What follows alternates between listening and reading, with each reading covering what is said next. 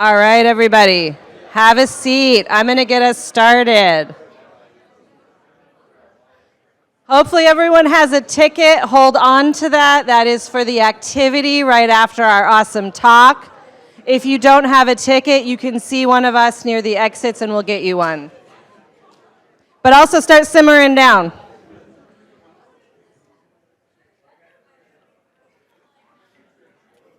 All right. Good morning, everybody. Yay. All right. My name is Alicia Saring-Saminsky, if somehow you don't know me already, and I am the Dean of Student Affairs and a professor of engineering here at Olin. And it is my pleasure. I've welcomed the first years a couple times already, but this is like a different and more special kickoff. So this is sort of the official kickoff to the 2024-2025 academic year in this event we call Convocation. So yay!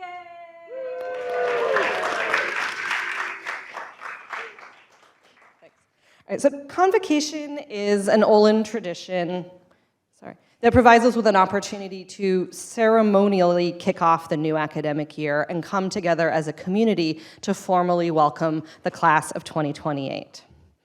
In addition to being a welcoming ceremony, the purpose of Convocation is to unite us in a shared purpose and foster a sense of community. The way we've chosen to do this at Olin since 2001 is through a common reading. Since 2007, that program has been funded and supported by a gift from the class of 2006. Yay! The class of 2006 Summer Book Program, official name, provides us with a common experience and a chance for reflection as we come together as a community.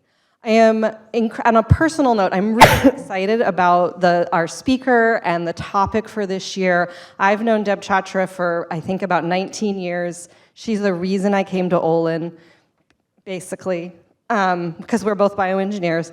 And I know that this work is the culmination of many, many years of really sort of personal exploration that turned into academic exploration, and it's amazing that it's culminated in this really, really great book.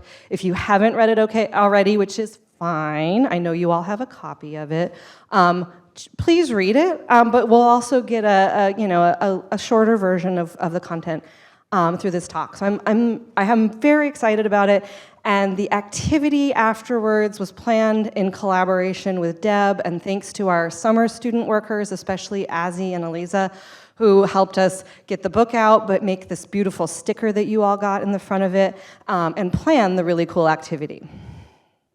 All right. So to actually kick off this event, I'm just the warmer, I'd like to turn it over to President Gilda Barabino to offer some welcoming remarks.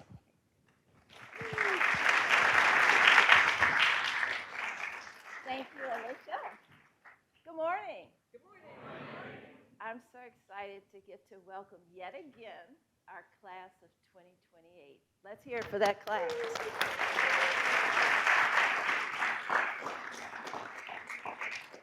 So many of you newbies don't yet know, because you are officially Oliners now, but some of our Oliners who have already been with us, last October, we actually had an event in the library where we talked about Deb's new book. It was on Publication Day. And at that time, we got to celebrate Deb and her new book. We also got to announce that Deb and her book would be part of what we would do for Convocation. Since the publication, Deb and the book have gotten acclaim across the country, across the world, actually. So we're really going to have a real treat to be able to hear from her today. So I want to tell you my own story about how I've been connected to Deb for quite some time. She was just a little newbie professor at another institution, and she and I, another fellow biomedical engineer, we had the opportunity to organize a session together in a national summit on biomedical engineering education. And I got to see then, and I've continued to see over the years, just how much she brings in original thought and innovation in these spaces that we operate in. And just how much she brings to thinking about how you look at systems and infrastructure and how that plays out in the world. So I wanted to share with you a couple of my key takeaways from the book. And one of them that I thought was really important, that Deb asked the question. Can we turn off the microphone?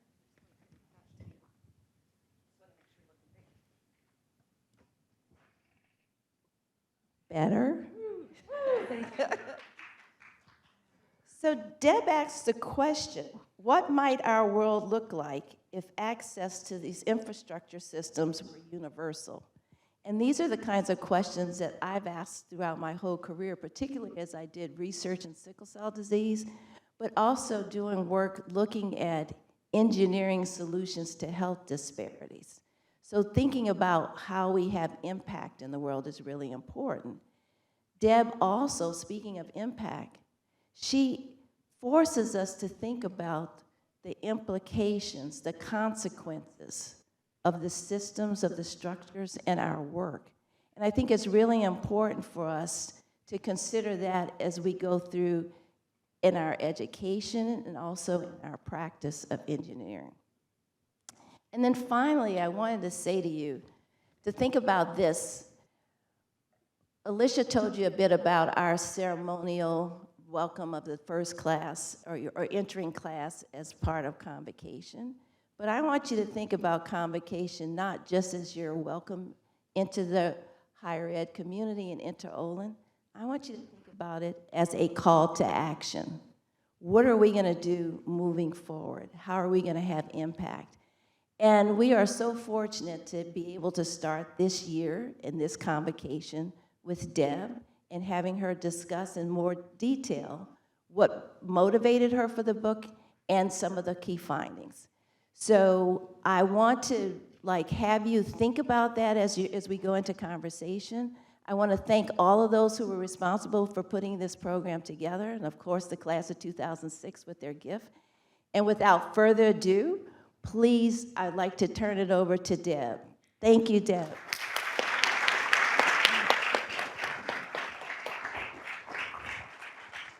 Thank you, Gilda. Everyone can hear me, right? Thanks, Gilda. Thanks, Alicia. I know there's a huge amount of work that goes into an event like this, and I really appreciate it. And of course, it is a delight to stand here in front of my own community. I was actually thinking that the only Olin students that I actually don't know are the sophomores and the first years, because I've met every other Olin student who's come through. So I'm sure we'll have a chance to cross paths today and over the next 3 or 4 years, depending on what you are. So, I think my mic is still also being a little tweaky. Let me move it over here and see if it's a pickup issue. Does that sound okay? If it cuts out, I'll switch to a hand mic, but I think hopefully it'll be okay. I like using the whole space. Okay, so for those of you who don't know me, this is me. This is a photo taken of me by a friend of mine because we spent a long weekend, 3 days, walking the 51-mile length of the LA River. So that's me with my pack. So I wrote this book, How Infrastructure Works, and it really focuses specifically on technological systems. And you can see a bunch of them in this photo. You can see stormwater, you can see electrical systems, you can see, if you look really carefully, there's some shipping containers over there on the left-hand side. You can see transportation. You cannot really see telecommunications, but of course I have a phone in my pocket that we're using for navigation, and also things like weather reports on this extremely non-LA looking LA day. So I really love this quote by Ursula K. Le Guin, the science fiction author, about what technology is. So she says that it's not high tech, it's not computers, right? She says the technology is how a society copes with its physical reality, right? So how people get and keep and cook food, how they clothe themselves, what their power sources are, what they build with and what they build. This feels like it's really loud. Okay. And this is my favorite ever definition of technology, that technology is the active human interface with the material world. And one of the reasons why I'm starting with this is because engineering students, I think it is important to not lose sight of this. So my focus, as I said, was these sort of physical infrastructural systems. And this is the very, very first reservoir that was built for New York City. It's the new Croton Dam. Actually, this is actually built on top of the very first one. The new Croton Dam that's upriver on the Hudson. And I'm going to very, very briefly talk about how these infrastructural systems work. So I think of water as kind of the canonical example, because if you have a bunch of people who live close together, They all need water every day, so they have to get that water from somewhere. If you have a bunch of people who live close together, the issue of how clean their water is gets kind of worse, right? So this becomes sort of more and more urgent and acute. And so many communities over the course of like literally thousands of years have figured out that what you should do is you should get together and you should build something that brings water to where you are, right? Aqueducts, reservoirs, and the like. Because if you can cooperate to build those systems, water flows downhill, everybody needs water every day, right? That these collective systems will make everyone's life a lot easier for a long time in the future to come. So it takes advantage of the fact that these are networks. It takes advantage of the fact that people are working together. They are intrinsically collective, and they are intrinsically about people working together to make sort of a better future for everyone.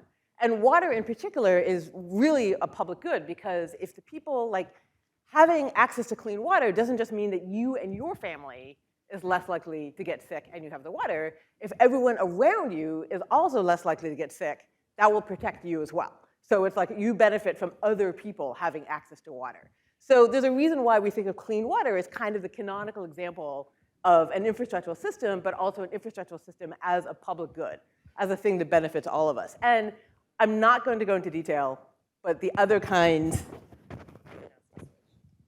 other types of infrastructural networks work in fairly similar ways. Make sure this mic is turned off. Okay. So this is Amartya Sen. He's a development economist, he's passed away, who studied some of the poorest communities in the world.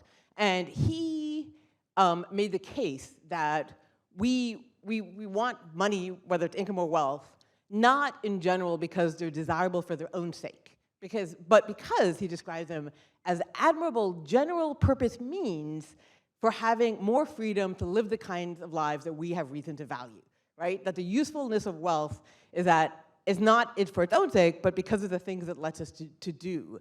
So the substantive freedom it allows us to achieve. And I actually submit that for many of us, and certainly for all of us in this room, our individual agency to act in the world does not come from wealth per se, right? It comes from access to these collective systems. And they're what actually make it possible for us to not have to think about how to meet our most basic needs and so why we have agency in the world. And the thing I use as an example of this is the thing that probably most of us very rarely think about is the fact that just having artificial light means that, like, we can do things when we want. So you can get up early, you can stay up late, you can be in a room that has no windows and still see everything, right? So, and in fact, actually, this is so well established that economists can use artificial light as a proxy for the development of a given region. So if you, basically, as soon as people have access to resources to meet their basic survival needs, like food and fuel for cooking, pretty much the first thing they do is buy artificial light. And so that means that if you follow an area over time, as it develops, you can see it getting brighter at night. So, because artificial light is kind of like pure agency, right? It's like you can do what you want when you want to do it. And so it's one of the key bits of having collective networks that allow us to have things like artificial light, but even not thinking about where your drinking water comes from, or are you going to stay warm, right? All of this is what enables us to do everything else besides meet our basic survival needs. We do it mostly together through these collective systems. So over the course of the last 150 years or so, these systems got big and they got global, right? So they all basically now have essentially spanned the globe. If you think about things like telecommunications, if you think about things like cell phones, like mobile phones, that are pretty much everywhere. Nearly every human has at least some access to mobile phones. So we are now kind of embedded in these networks, and these networks are basically the size of our planet. And we benefit from them. They bring the resources to where we are and to where we use them. I want to highlight one in particular, because I'm going to come back to this, which is shipping containers are what made it possible to essentially basically drop the cost of shipping goods so much that it's why most of the goods we use today are not produced near where we live, right? Because it's now possible, it's actually inexpensive to make things anywhere and then ship it to where it's used. These are actually the newest container cranes at Boston. So these basically went in 2 years ago, 3 years ago. at the freight terminal in Boston. Boston, by the way, by American standards, has a very, very small shipping terminal. If you're from someplace like Los Angeles, you know what a really big one looks like. So, you know, the thing about being an engineering professor is that I definitely think less about economics and I definitely think more about energy. So all of the things that we do, so like light and transportation and telecommunications, all of these things require energy. And so as these systems got bigger and as they went global, so you look at that those shipping containers, right, and how much energy it takes to move around, there has been this sort of corresponding increase in the amount of energy we use, not just as individuals, but collectively and as a species. And so this is the real change in the last sort of 200 or so years, is you can see the rise in, the total curve is the amount of energy we use, and then you can see the breakdown of the different things. So traditional biomass is things like burning wood, and then you can see that it's not like that went away, but you can see coal came in first, and then oil, and then gas, and then you can see at the top the solar, wind, hydropower, nuclear that are still fairly small. These data tend to lag actual data, so this is 2019. I suspect it's changed pretty substantively, even in the last 5 years. But this is this sort of almost exponential increase in the amount of energy that we get to use as a species. And more than money, it's energy that actually enables us to do what we want. So like energy is how you pay for it, but if you're an engineering student, you know that energy is a true currency of the material world. So this is not a graph of GDP, right? This is a graph of per capita energy usage.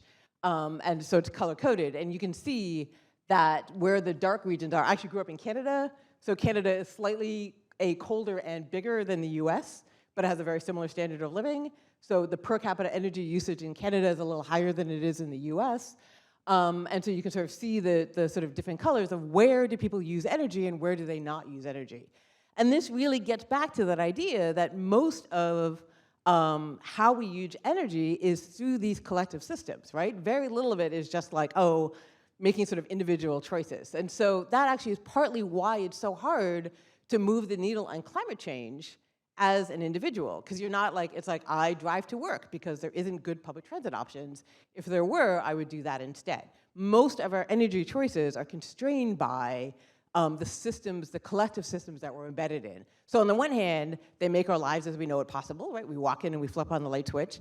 On the other hand, we are kind of constrained to like, where is that energy coming from? So this is a graph of sort of, or a map of sort of energy usage, that energy use is collective, but also that energy usage really depends on where you live, right? The infrastructure, it's the first thing we notice when you go different places, is like, what kind of infrastructure is there?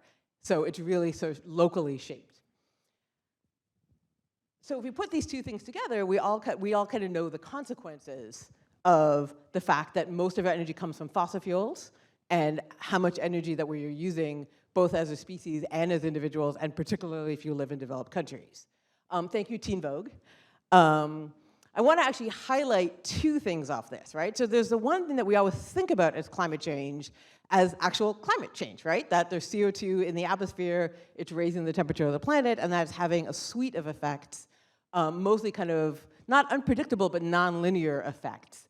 But the other thing I want to say is that our infrastructural systems move, they're networks that are embedded in the landscapes, right? They move resources to where we are, to where we use them, and they're taking resources from somewhere else or moving the harms somewhere else.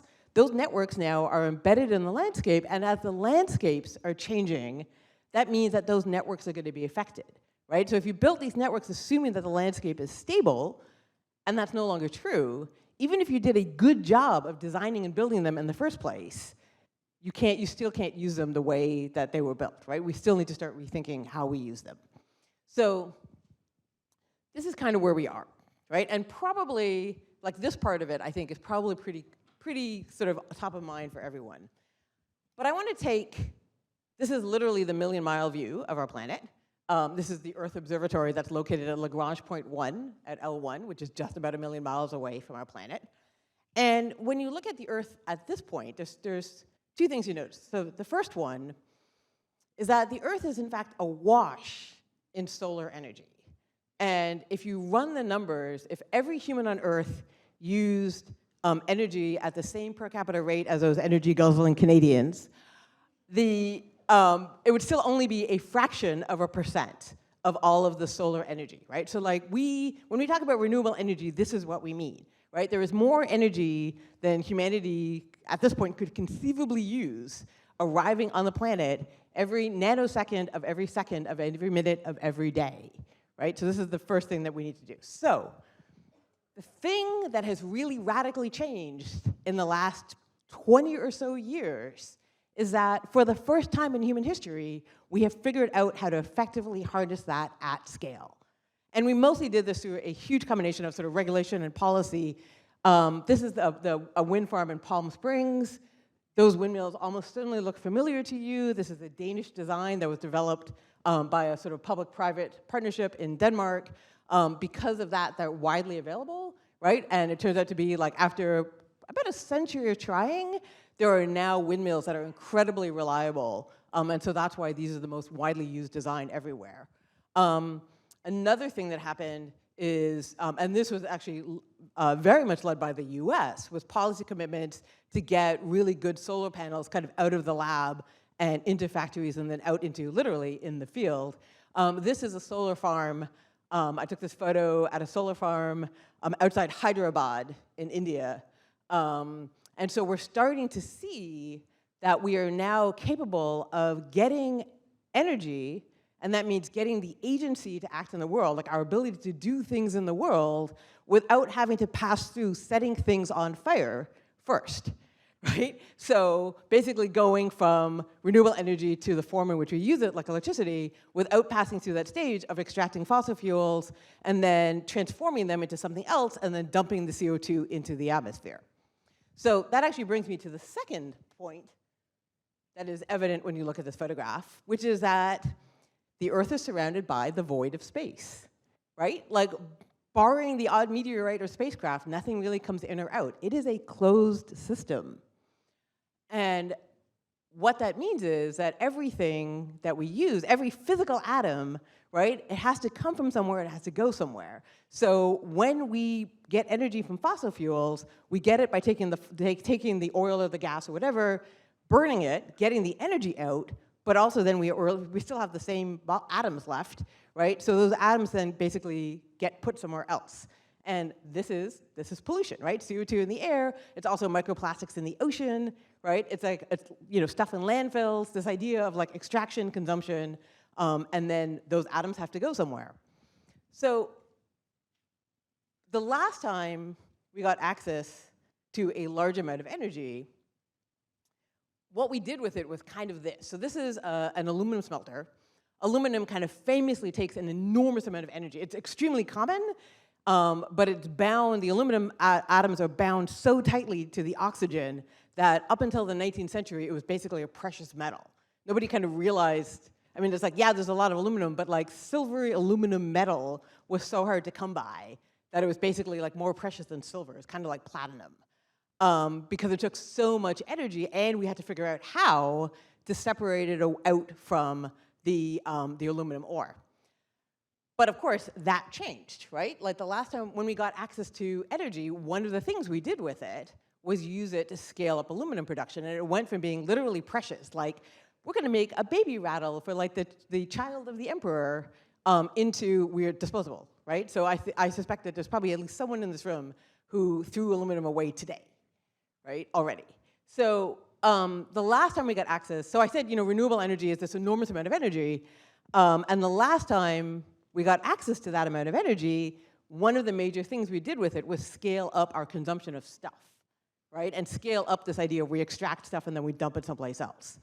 And in fact, aluminum is actually largely recycled because it takes so much energy to make it in the first place that it's worth kind of recycling it because it will take less energy to make the next one. I remember I said energy is a currency of the material world, right? It's economically viable to recycle aluminum. You know what it's not economically viable to recycle because it takes too much energy? So we also took access to fossil fuels and access to energy to do things like plastics, and probably most people in this world, up in this room, are familiar with the idea of plastics being I already mentioned microplastics in the ocean, the problems of landfill, the problems of recycling. However, get about that in a sec. Now that we have access to so much energy, we can do things that were previously economically inviable, i.e. energetically unfavorable, right? So we don't have to, we can actually, for the first time ever, kind of live within our planetary boundaries, because our planetary boundaries are we have all the energy we want, and we now know how to use it, right? And we live in this closed system for atoms, and if we apply one to the other, right? Instead of taking the energy and using it to like get more atoms out of the ground and then dump them someplace else, if we take that energy and we use it to start closing materials loops, right? That means that we can address this question of stuff, right, of atoms, of being in a closed system for atoms. We can just start treating the planet, instead of treating it like energy is scarce and matter is like all over the place, whatever, right? We can go in the opposite direction and be like, energy is abundant, matter is scarce, right? Atoms are scarce, right? It's a closed system. Everything we use, we have to figure out how to reuse. And it is now viable in a way it's never been, but that does require us to think differently about this whole thing. So this is Ursula Franklin. She was a professor emerita at my alma mater, the University of Toronto. And she said, central to any new order that can shape and direct technology and human destiny, and what else are we talking about here, right? I'm like, this is unprecedented in human history. This is a new order to direct technology and human destiny. Will be a renewed emphasis on the concept of justice, right? That if we're like, we don't care where stuff comes from, we don't care where it goes, we don't care who's affected, that is the opposite of justice, right? Thinking about, well, we just care what we have. But if we actually bring this mindset to it, that is the thing that will shape this. So what does that look like? This is Dr. Atasha Cave, 06, the class that's actually supporting this. I actually taught Atasha in her first material science class, which is also my first material science class as a professor here at Olin, because she was in the first graduating class. And since then, she's done many things, but one of which was that she went and she did her PhD at Stanford, looking at catalysts for taking CO2, say, from the atmosphere, and turning it back into long chains, say, polymers or biofuels. And that takes an enormous amount of energy, but hey, we can get that energy from renewable sources now. So she is currently the CSO, one of the founders and the chief scientific officer of 12.co, that's the URL, which is a company that is currently building pilot plants to use geothermal energy to do exactly this, right? To basically take CO2 out of the air and turn it back into useful things. And of course, the best part is that then you can do it again and again, right? So we are just starting to see the beginning of this transformation, right? We have the energy, we have a whole bunch of smart people who are figuring out, like, what can we do if we have this energy to close these materials loops, and it's beginning to happen. So that's a very, like, straightforward, very instrumental, very engineering, like, what does this mean for you? I don't necessarily expect all of you to go do your PhD at Stanford and found companies. I imagine some of you will. But there is this larger question, which is that we live in a world that has been shaped entirely by one way of looking at these systems, right? We built out these systems thinking about, well, who benefits? We don't really care that much about who's harmed, right? They're somewhere else. That's why there's that big discrepancy on the graph about who uses energy and how. We are really good at bringing resources to where we use them. That's what these networks do. We're equally good at displacing harms to other people, right? Where it comes from, even CO2 in the atmosphere, right? Where other people are going to deal with the consequences of these systems. We know how to build a world that looks like this, right? We know how to build this inequitable world that's built around the idea that we only have so much energy and it's really expensive, and we don't worry about, like, mitigating harms. We're just okay with, like, other people dealing with the harms. And that's why I sort of stress this idea of we need a new mindset and we need a new justice. But this is the world that we live in today. It is not the world that we can live in 20, 50, 100 years. We don't know what that world looks like yet. We have never lived there, right? It is fully, like, terra incognita, right? What does a future look like when it's not governed by, inequities, when it's not governed by pollution, right? We now have the capacity to build infrastructural networks to use our energy in ways that are resilient, that are sustainable, but also that are equitable, right? And we kind of need to do this because we want our systems to stay functional, but we are still figuring out what that world is going to look like. And that means thinking about the future that we want to live in ourselves, right? Not just like looking at the future that other people give us. So this is, in the 1970s, NASA asked artists to make renderings of like what future space stations could look like. So this is a ring space station. You can see the stars in the background. I love it because it looks so much like Southern California, which is where the Jet Propulsion Laboratory is in the 1970s. This nice couple on their backyard drinking wine. You can see his like big 1970s lapels, right? It looks exactly like the present, only kind of transposed into the future. That is not the world that we want to live in. But we don't know what that world is going to look like. So I'm going to end, this is a quote from Grace Lee Boggs. She was a famous community organizer. She was not, as far as I know, focused on infrastructure, but this is an incredibly germane quote to where we are. She says, "The time has come for us to reimagine everything. We have to see every crisis as both a danger and an opportunity. It's a danger because it does so much damage to our lives, to our institutions, to all that we have expected." This is kind of how we think about climate change, right? It's like, it is a crisis, we need to fix this crisis. But, she says, it is also an opportunity for us to become creative, for us to become a new kind of people that are needed at such a huge period of transition.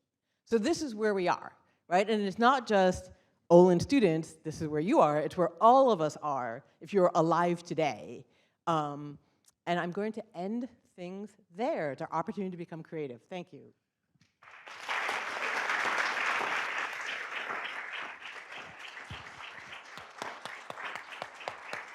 I'm going to skip Q&A. I'm going to skip Q&A and send them to you at lunch. Thank you so much. That was awesome. I really want to, I am so torn. Right now, I really want to stay and do like an hour of Q&A and have a whole conversation about this. And I'm also really excited to sort of pick up exactly where Deb left off in the activities that we have planned for you. So I'm going to let that part of my tension win because a whole bunch of people, including Emily Anderson, Emily Andrews, as well as Maggie Anderson, Jamie Engel, Delaney Knapp, Sarah Spence-Adams, planned all this, and some of the students I mentioned earlier, Azzy. So I am going to send you off to your rooms. Everyone should have a ticket. If you don't have a ticket, please grab one from somewhere around. We're going to reconvene for lunch around 12:15. Sort of, hopefully you'll stagger yourselves so the lunch won't be so bad. Deb will be around at lunch and happy to answer questions. Deb is also around in our community, and so you can find her anytime, and she will be happy to talk to you all about infrastructure with great passion. 12:15? So I will be in the dining hall at 12:15. I am looking forward to seeing everything you do. Also, I have stickers, so come find me with questions and if you want a sticker. Stickers. All right, go forth. Go to your rooms. Make haste. Thank you.